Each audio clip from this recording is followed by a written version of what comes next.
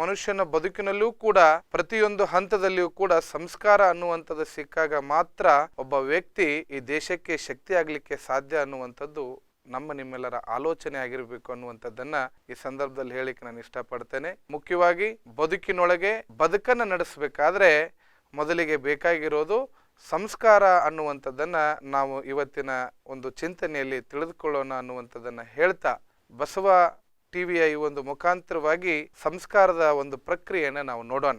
ಮೊಟ್ಟ ಮೊದಲಿಗೆ ಈ ಜಗತ್ತಿಗೆ ನಾವೆಲ್ಲ ಬಂದಿರೋದು ತಾಯಿಯ ಗರ್ಭದಿಂದ. ತಮಗೆಲ್ಲ ಗೊತ್ತು, ತಾಯಿಯೇ ಮೊದಲ ಗುರು, ಮನೆಯ ಮೊದಲ ಪಾಠಶಾಲೆ ಅಂತಕ್ಕಂಥದ್ದನ್ನ ತಾವೆಲ್ಲ ಬಾಲ್ಯದಿಂದಲೂ ಕೂಡ ಕೇಳಿರುವಂತ ಮಾತು ಇದಾಗಿದೆ. ತಾಯಿಯೇ ಮೊದಲ ಗುರು ಆದಾಗ ಗುರುವಿನ ಕೆಲಸ ಏನು?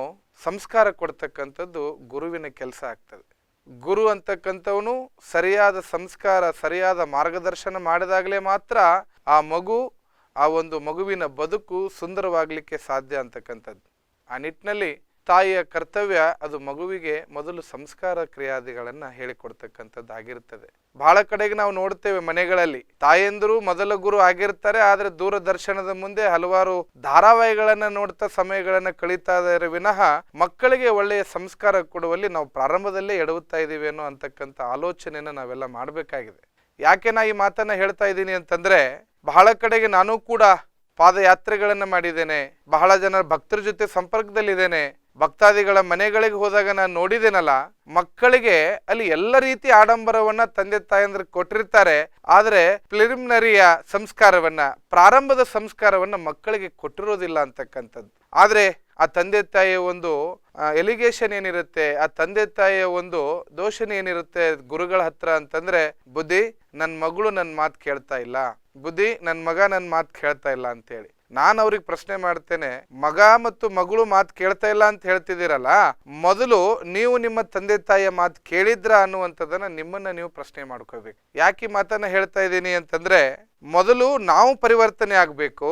ನಾವು ಪರಿವರ್ತನೆ ಆದ ಮೇಲೆ ಸಮಾಜ ಪರಿವರ್ತನೆಯ ದಾರಿಯನ್ನ ಹೇಳಿಕೊಡುವಂತ ಒಂದು ಅರ್ಹತೆಯನ್ನ ನಾವು ಪಡಿತೀವಿ. ಇವತ್ತು ಬಹುಶಃ ನಾವು ಒಬ್ಬನ ತಪ್ಪನ್ನ ಹಿಂಗೆ ಬೆರಳು ಮಾಡಿ ತೋರಿಸ್ತಾ ಇರ್ತೀವಿ, ನೀನ್ ತಪ್ಪು ಮಾಡಿದೀಯಾ ಅಂತ. ಆದ್ರೆ ಪಾಪ ಅವನಿಗೆ ಗೊತ್ತಿಲ್ಲ, ಒಂದು ಬೆರಳನ್ನ ಮಾಡಿ ತಪ್ಪನ್ನ ತೋರಿಸ್ತಿರ್ತಕ್ಕಂಥ ವ್ಯಕ್ತಿಗೆ 3 ಬೆರಳು ಅವನ ಹತ್ರ ತಿರುಗಿದಾವೆ ಅನ್ನುವಂಥ ಆಲೋಚನೆ ಅವನ ಕಡೆಗೆ ಒಂದು ಸಮಯದಲ್ಲಿ ಇರೋದಿಲ್ಲ. ಹೀಗಾಗಿ ಒಂದು ತಪ್ಪನ್ನ ನಾವು ತೋರಿಸೋ ಮುಂದೆ 3 ತಪ್ಪುಗಳು ನಮ್ಮವು ಆಗಿರ್ತವೆ, ನಮ್ಮ ತಪ್ಪುಗಳು ಏನು ಅನ್ನುವಂಥದ್ದನ್ನ ನಾವು ತಿಳ್ಕೊಂಡಾಗ ಮಾತ್ರ ನಾವು ಸುಂದರ ಬದುಕನ್ನು ನಡೆಸಲಿಕ್ಕೆ ಸಾಧ್ಯ ಅನ್ನುವಂಥದ್ದನ್ನ ನಾವೆಲ್ಲ ತಿಳ್ಕೊಳ್ಬೇಕಾಗ್ತದೆ ಬಂಧುಗಳೇ.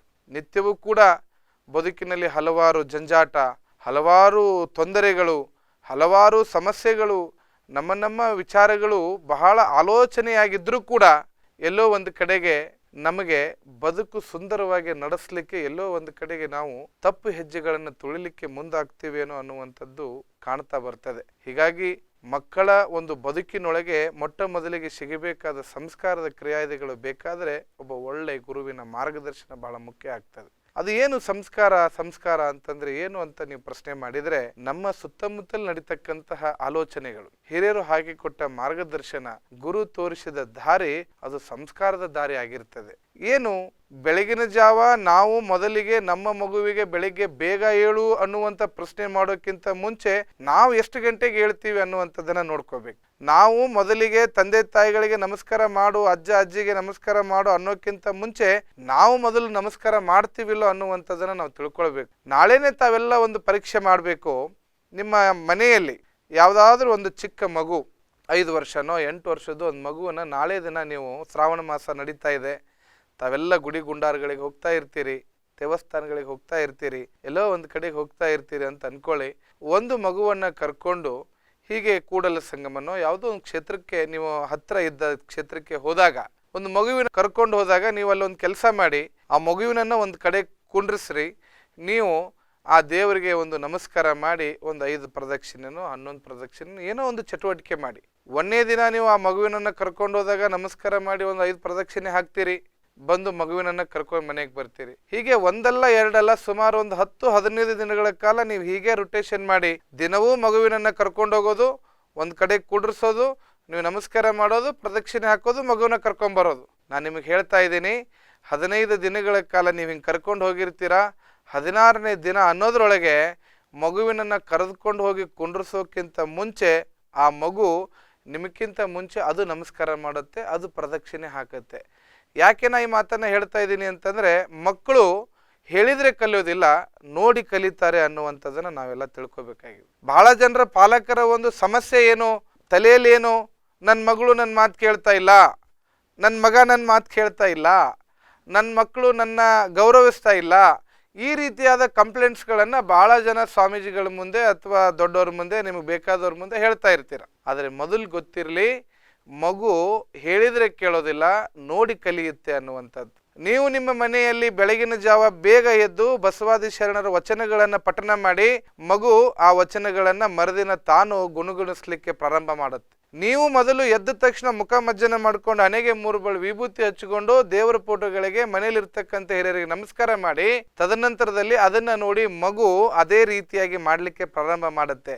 ನೀವು ಮೊದಲು ಹಿರಿಯರನ್ನ ಗೌರವದಿಂದ ಮಾತನಾಡಿಸೋದನ್ನ ಕಲಿರಿ, ಅವಾಗ ಅದನ್ನ ಕೇಳಿ ಕೇಳಿ ಮಗು ಅದೇ ರೀತಿಯಾಗಿ ಪರಿವರ್ತನೆ ಆಗ್ಲಿಕ್ಕೆ ಪ್ರಾರಂಭ ಆಗುತ್ತೆ. ವಿನಃ ನಾವುಗಳು ಯಾವುದೋ ಒಂದು ಇಂಗ್ಲಿಷ್ ಮೀಡಿಯಂ ಸ್ಕೂಲಿಗೋ, ಯಾವುದೋ ಒಂದು ಮಠಕ್ಕೋ, ಯಾವುದೋ ಒಂದು ಗುಡಿಗೋ ಕರ್ಕೊಂಡು ಹೋಗಿ ಬಂದ ತಕ್ಷಣನೇ ಮಗು ಬದಲಾವಣೆ ಆಗಲಿ ಅಂತಂದ್ರೆ ಅದು ಆಗ್ಲಿಕ್ಕೆ ಸಾಧ್ಯ ಇಲ್ಲ ಅನ್ನುವಂಥದ್ದು ನನ್ನ ಭಾವನೆ. ಹೀಗಾಗಿ ದಯಮಾಡಿ ಎಲ್ಲ ವೀಕ್ಷಕರಿಗೆ ನಾನು ಹೇಳೋದಿಷ್ಟೇ, ಮಕ್ಕಳಿಗೆ ಆಸ್ತಿ ಮಾಡೋ ಬದಲಿಗೆ ಮಕ್ಕಳನ್ನೇ ಈ ಸಮಾಜಕ್ಕೆ ಆಸ್ತಿಯನ್ನಾಗಿ ಮಾಡಿ ಅನ್ನುವಂಥ ಒಂದು ವಿನಂತಿಯನ್ನ ಈ ಮಾಧ್ಯಮದ ಮುಖಾಂತರವಾಗಿ ನಾನು ಮೊಟ್ಟ ಮೊದಲನೇ ಬಾರಿ ಹೇಳಲಿಕ್ಕೆ ಬಂದಿದ್ದೇನೆ. ಮುಖ್ಯವಾಗಿ ನನ್ನ ಮಗ ಒಬ್ಬನೇ ಇದ್ದಾನೆ, ನನ್ನ ಮಗಳು ಇದ್ದಾಳೆ, ಅವಳಿಗೆ ಆಸ್ತಿ ಮಾಡಬೇಕು, ನಾವು ಬಡತನದಿಂದ ಬಂದ್ವಿ, ನಾವು ಕಷ್ಟವನ್ನು ಅನುಭವಿಸಿದ್ವಿ, ನನ್ನ ಮಕ್ಕಳು ಕಷ್ಟ ಅನುಭವಿಸಬಾರ್ದು ಅಂತ ಅದು ಎಷ್ಟೋ ಜನ ಮಕ್ಕಳನ್ನು ಅವ್ರು ಕೇಳಿದ್ದನ್ನೇ ಕೊಡಿಸೋದು, ಅವ್ರು ಕೇಳಿದ್ದನ್ನೇ ಮಾಡೋದು, ಅವ್ರು ಹೇಳಿದ್ದನ್ನೇ ಕೊಡೋದನ್ನು ಮಾಡ್ತಾ ಹೋಗ್ತಾ ಇದ್ದಾರೆ. ನಾನು ಹೇಳ್ತಾ ಇರೋದು, ಮಕ್ಕಳನ್ನು ಪ್ರೀತಿಸಿ, ಮಕ್ಕಳನ್ನು ಅವ್ರು ಕೇಳಿದ್ದನ್ನು ಕೊಡಿಸಿ, ಆದರೆ ಅದಕ್ಕೂ ಒಂದು ಬದ್ಧತೆ, ಅದಕ್ಕೂ ಒಂದು ಚೌಕಟ್ಟನ್ನು ಹಾಕಿ ಅಂತ ನಾನು ವಿನಂತಿ ಮಾಡ್ತಾ ಇದ್ದೀನಿ. ಹೇಗೆ ಚೌಕಟ್ಟನ್ನು ಹಾಕೋದು ಅಂತಂದರೆ, ನಿಮ್ಮ ಮಗ ಇವತ್ತು ಮಗಳು ಏನೋ ಬಂದು ನಿಮಗೆ 1,000ನೋ 2,000 ಕೊಡಿ ಅಂತ ಕೇಳ್ದ, ನೀವೇನೋ ದುಡ್ಡಿದ್ದವರು ಕೋಟ್ಯಾಧೀಶ್ವರರು, ಒಂದು 2,000ದ ನೋಟು ತೆಗೆದು ಕೊಟ್ಬಿಟ್ರಿ, ಆ ಮಗು ತೊಗೊಂಡು ಹೋಯ್ತು, ಅದನ್ನು ಖರ್ಚು ಮಾಡ್ತು, ನೀವು ಅದನ್ನು ಮರ್ತೇ ಬಿಟ್ರಿ. ಅದನ್ನು ಮರೆಯೋ ಬದಲಿಗೆ ಅವತ್ತೇ ಸಂಜೆ ನೀನು ಏನು ಮಾಡಬೇಕು, ಅಲ್ಲಪ್ಪ ಬೆಳಗ್ಗೆ 2,000 ಕೊಟ್ಟಿದ್ನಲ್ಲೋ ಏನು ಮಾಡಿದೆ ಅಂತ ನೀವು ಪ್ರಶ್ನೆ ಮಾಡಿ ಲೆಕ್ಕ ಕೇಳಿ. ಆ ಮಗನಿಗೆ ಆ ಮಗಳಿಗೆ ಭಯ ಹುಟ್ಟಲಿಕ್ಕೆ ಸ್ಟಾರ್ಟ್ ಆಗುತ್ತೆ, ನಮ್ಮಪ್ಪ ಕೊಟ್ಟರು ದುಡ್ಡಿನ ಲೆಕ್ಕ ಕೇಳ್ತಾನೆ ಅಂತ. ಮಕ್ಕಳಿಗೆ ಕೊಡೋದು ತಪ್ಪಲ್ಲ, ಕೊಟ್ಟು ಅದು ಏನಾಯಿತು ಅಂತ ಕೇಳದೆ ಮರೆತು ಬದುಕೋದು ತಪ್ಪು ಅನ್ನುವಂಥದ್ದು ನನ್ನ ಭಾವನೆ ಆಗಿದೆ ಅಂತಕ್ಕಂಥದ್ದು. ಆ ನಿಟ್ಟಿನಲ್ಲಿ ಮಕ್ಕಳ ಈ ಸಮಾಜದ ಆಸ್ತಿ, ಮಕ್ಕಳಿಗೆ ನಾವು ಎಲ್ಲಿ ಸಂಸ್ಕಾರವನ್ನು ಕೊಡುವಲ್ಲಿ ತಪ್ತೀವೋ ಅಲ್ಲಿ ಇಡೀ ಸಮಾಜ, ಕೇವಲ ನಿಮ್ಮ ಮನೆ ಅಷ್ಟೇ ಕೆಡೋದಲ್ಲ, ಇಡೀ ಸಮಾಜ ಕೆಡುತ್ತದೆ. ಅದಕ್ಕಾಗಿ ಸಮಾಜ ಒಗ್ಗಟ್ಟಾಗಿರಬೇಕು, ಸಮಾಜ ಸರಿಯಾಗಿ ಬೆಳಿಬೇಕಾಗಿತ್ತು ಅಂತಂದರೆ ಪ್ರಾರಂಭದ ಹಂತದಲ್ಲಿ ಮಕ್ಕಳಿಗೆ ಒಳ್ಳೆಯ ಸಂಸ್ಕಾರ ಕೊಡುವಂಥ ಕೆಲಸ ನಮ್ಮ ಮನೆಗಳಲ್ಲಿ ಆಗಬೇಕಾಗಿದೆ. ಆ ನಿಟ್ಟಿನಲ್ಲಿ ನಾವೆಲ್ಲ ಆಲೋಚನೆ ಮಾಡಬೇಕಾಗಿದೆ. ನೀವು ಕಷ್ಟಪಟ್ರಿ, ನೀವು ಹಸಿವಿನಿಂದ ಬಳಲಿದ್ರಿ, ನೀವು ಹರಿದಿರೋ ಬಟ್ಟೆ ಹಾಕ್ಕೊಂಡ್ರಿ, ಆದರೆ ಆ ಕಷ್ಟವನ್ನು ಅನುಭವಿಸಿದ್ರಂತ ಇವತ್ತು ನೀವು ಶ್ರೀಮಂತರಾಗಿದ್ದೀರಾ. ನೀವು ಶ್ರೀಮಂತರಾದ್ರಿ ಅಂತ ಹೇಳಿ ಮಕ್ಕಳಿಗೆ ಆ ಕಷ್ಟವನ್ನು ನೀವು ಅರಿವು ಕೊಡದೆ ನೀವು ಗಳಿಸಿಟ್ಟಿರೋದನ್ನೆಲ್ಲ ಕೊಡ್ತಾ ಹೋದರೆ ಮುಂದೊಂದು ದಿನ ನೀವು ಗಳಿಸಿರೋದನ್ನೆಲ್ಲ ಹಾಳು ಮಾಡ್ತಾನೆ. ಆದರೆ ಅದನ್ನು ಹೇಗೆ ದುಡಿಬೇಕು ಅನ್ನುವಂಥ ಆಲೋಚನೆ ಆ ಮಗುವಿಗೆ ಬರೋದಿಲ್ಲ. ಅದಕ್ಕೆ ಎಲ್ಲೋ ಒಂದು ಕಡೆಗೆ ಅಬ್ದುಲ್ ಕಲಾಂರು ಹೇಳಿರುವಂಥ ಮಾತು, ಮಕ್ಕಳಿಗೆ ನೀವು ಆಹಾರವನ್ನು, ಮೀನನ್ನು ಹಿಡಿದು ಕೊಡುವ ಬದಲಿಗೆ ಮೀನನ್ನು ಹಿಡಿಯೋದನ್ನು ಕಲಿಸ್ಕೊಡಿ, ಅವನು ಆವಾಗ ಅವನ ಬದುಕನ್ನು ನಡೆಸ್ತಾನೆ ಅನ್ನುವಂಥದ್ದು. ಆ ನಿಟ್ಟಿನಲ್ಲಿ ಮಕ್ಕಳಿಗೆ ಹಸಿವಿನ ಪ್ರಜ್ಞೆ ಇರಬೇಕು. ಬಹಳ ಜನ ಮಠಗಳಿಗೆ, ಗುರುಗಳ ಹತ್ರ, ಮಠಾಧೀಶರ ಕಡೆಗೆ ಹೋದಾಗ ಬುದ್ಧಿ, ಸ್ವಾಮೀಜಿ ನನ್ನ ಮಗ ಊಟನೇ ಮಾಡೋದಿಲ್ಲ ಅಂತ ಬಹಳ ಜನರ ಕಂಪ್ಲೇಂಟು. ಬಹಳ ಜನ, ಸ್ವಾಮೀಜಿ ನನ್ನ ಮಗಳು ಉಣ್ಣೋದೇ ಇಲ್ಲ, ಒಂದೇನಾದರೂ ದಾರ ಮಾಡಿಕೊಡಿ, ನಿಂಬೆಹಣ್ಣು ಮಾಡಿಕೊಡಿ ಅಂತ ಅದೆಷ್ಟೋ ಜನ ಮಠಗಳಿಗೆ, ಗುಡಿ ಗುಂಡಾರಗಳಿಗೆ ಹೋಗೋದನ್ನು ನಾವು ನೋಡಿದ್ದೀವಿ. ನಾನು ನಿಮ್ಮನ್ನು ಕೇಳ್ತೀನಿ, ಮಗ ಉಣ್ತಾ ಇಲ್ಲ, ಮಗಳು ಉಣ್ತಾ ಇಲ್ಲ ಅಂತ ಹೇಳಿ ನೀವು ದಾರ, ನಿಂಬೆಹಣ್ಣು ಏನೋ ತಾಯ್ತಾ ಮಾಡಿಸ್ಕೊಂಬರಕ್ಕೆ ಹೋಗ್ತಿರಲ್ಲ, ಅದ್ರ ಬದಲಿಗೆ ಆ ಮಗನನ್ನು ಒಂದು 3 ದಿನ ಉಪವಾಸ ಕೆಡೋರಿ. ಯಾರಿಗೆ ಹಸಿವನ್ನ ಪ್ರಜ್ಞೆ, ದೇಹಕ್ಕೆ ಒಂದು ತನ್ನದೇ ಆಗಿರುವಂಥ ವೈಶಿಷ್ಟ್ಯತೆ ಇದೆ. ನೀರಡಿಕೆ ಆದಾಗ ನೀರು ಬೇಡುತ್ತೆ, ನಿದ್ದೆ ಬಂದಾಗ ನಿದ್ದೆ ಬಯಸುತ್ತೆ, ಆಯಾಸ ಆದಾಗ ರೆಸ್ಟ್ ಬೇಡುತ್ತೆ, ಹೊಟ್ಟೆ ಹಸಿದಾಗ ಊಟ ಬೇಕು ಅಂತ ಹೇಳುತ್ತೆ. ಅವನಿನ್ನೂ ಹೊಟ್ಟೆ ಹಸಿರಲ್ಲ, ಉಣ್ಣು ಉಣ್ಣು ಉಣ್ಣು ಅಂತ ನೀವು ಕುತ್ತಿಗೆ ಮಟ್ಟನೂ ತುರುಕ್ತಾ ಹೋದರೆ ಅವನು ಅದ್ರ ಬಗ್ಗೆ ಗೌರವ ಕಳೆದುಕೊಳ್ತಾನೆ.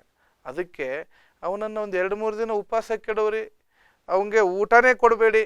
2 ದಿನ ಅಲ್ಲ 3ನೇ ದಿನಕ್ಕೆ ಅವನೇ ಓಡಿ ಬಂದು ನಮ್ಮ ನನಗೆ ಹೊಟ್ಟೆ ಹಸ್ತಿದೆ ಊಟಕ್ಕೆ ಹಚ್ಕೊಡು ಅಂತ ಕೇಳ್ತಾನೆ. ನಾನು ಯಾಕೆ ಈ ಮಾತನ್ನ ಹೇಳ್ತಾ ಇದ್ದೀನಿ ಅಂತಂದ್ರೆ ಎಲ್ಲವನ್ನ ಅನುಭವಿಸಿದ ಮೇಲೇನೆ ಅದರ ಅರಿವು ಗೊತ್ತಾಗೋದು.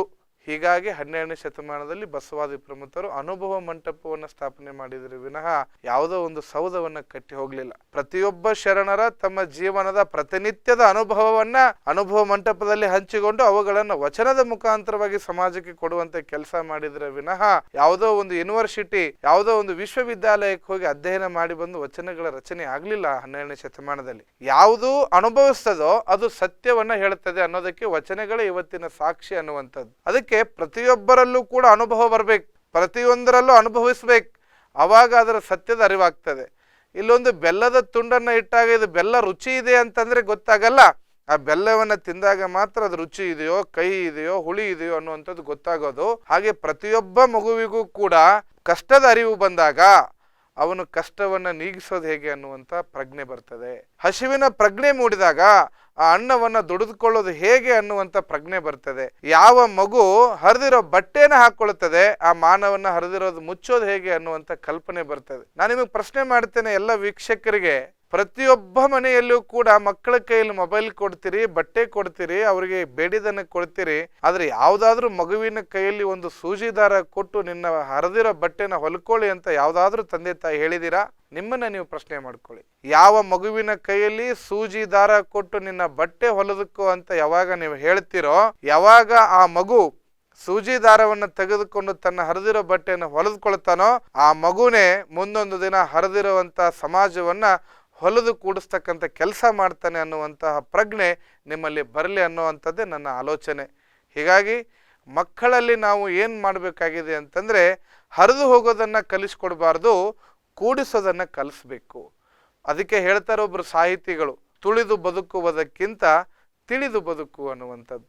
ನಾವು ಇವತ್ತೆಲ್ಲ ಸಮಾಜದಲ್ಲಿ ಏನು ಮಾಡ್ತಾ ಇದ್ದೀವಿ ಅಂತಂದರೆ ಬೇರೊಂದು ಜಾತಿಯನ್ನು ತುಳಿದು ಬದುಕ್ತಕ್ಕಂಥ ವ್ಯವಸ್ಥೆಯಲ್ಲಿ ಎಲ್ಲೋ ಒಂದು ಕಡೆಗೆ ಸಮಾಜ ಹೋಗ್ತಾ ಇದೆ.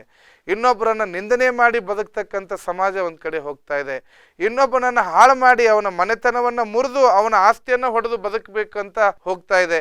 ಇನ್ನೊಬ್ಬರ ಅನ್ನವನ್ನ ಇನ್ನೊಬ್ಬರ ದುಡಿದಂತಹ ಒಂದು ಧನ ಕನಕವನ್ನ ಕಸಿದುಕೊಂಡು ಅವನ ಮನೆಯಲ್ಲಿರ್ತಕ್ಕಂಥ ಅನ್ನವನ್ನು ಕಸಿದುಕೊಂಡು ನಾನು ತಿಂದು ಬದುಕಬೇಕು ಅನ್ನುವಂಥ ಆಲೋಚನೆಯಲ್ಲಿ ಹೊರಟಿದ್ದೀವಿ ವಿನಃ ನನ್ನ ಜೊತೆಗೆ ಅವನು ಉಣ್ಲಿ, ಅವನ ಜೊತೆಗೆ ನಾನು ಉಣ್ಣೋಣ, ಕೂಡಿ ಬಾಳೋಣ ಅನ್ನುವಂತಹ ಭಾವನೆ ಇವತ್ತಿನ ಮನಸ್ಥಿತಿಗಳಿಗೆ ಬಹಳ ಕಡಿಮೆ ಆಗ್ತಾ ಇದೆ. ಹಿಂದೆ ಎಲ್ಲ ವಿಭಕ್ತಿ ಕುಟುಂಬಗಳು ಮತ್ತು ಅವಿಭಕ್ತ ಕುಟುಂಬಗಳು ಅನ್ನುವಂಥದ್ದನ್ನು ನಾವೆಲ್ಲ ನೋಡ್ತಾ ಇದ್ದೀವಿ.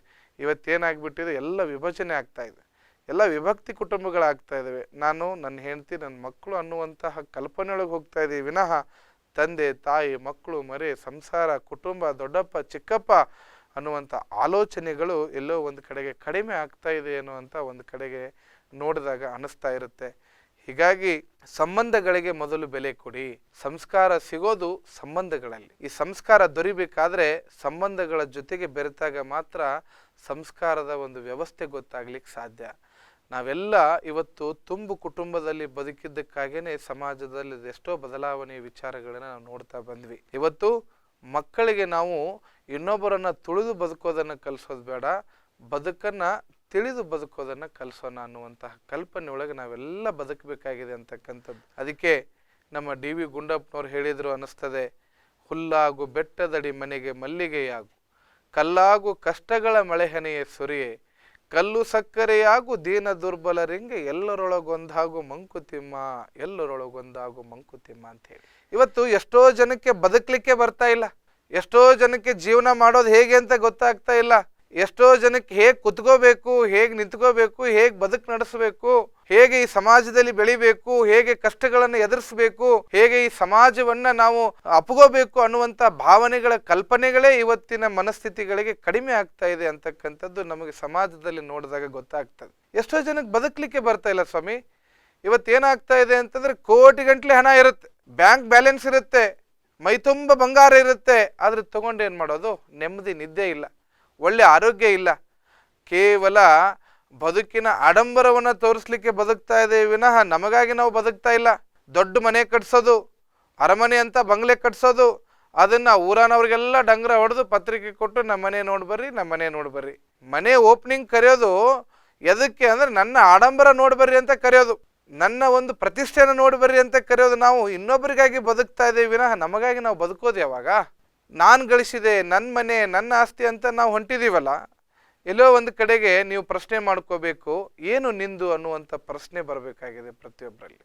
ಅದಕ್ಕೆ ಜೇಡ್ರ ದಾಸಿಯಮ್ಮನವರು ಹೇಳ್ತಾರೆ, ಇಳೆ ನಿಮ್ಮ ದಾನ, ಬೆಳೆ ನಿಮ್ಮ ದಾನ, ಸುಳಿದು ಸೂಸುವ ಗಾಳಿ ನಿಮ್ಮ ದಾನ, ನಿಮ್ಮ ದಾನವನ್ನುಂಡು ಅನ್ಯರ ಪೊಗಳುವ ಕುಣ್ಣಿಗಳಿಗೆ ನೆಂಬೆ ರಾಮನಾಥ.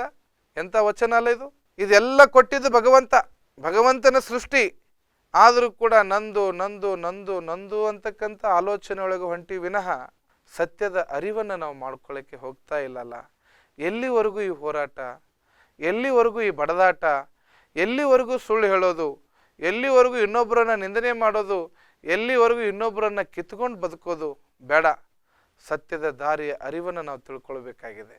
ಅದಕ್ಕೆ ಸತ್ಯದ ದಾರಿಯನ್ನು ನಾವು ತಿಳ್ಕೊಳ್ಬೇಕಾದ್ರೆ ಪ್ರತಿಯೊಬ್ಬರು ವಚನ ಸಾಹಿತ್ಯದ ಅಧ್ಯಯನ ಮಾಡಿದಾಗ ಸತ್ಯದ ದಾರಿ ಅರ್ಥ ಆಗ್ಲಿಕ್ಕೆ ಸಾಧ್ಯ ಆಗ್ತದೆ ಅಂತಕ್ಕಂಥದ್ದು.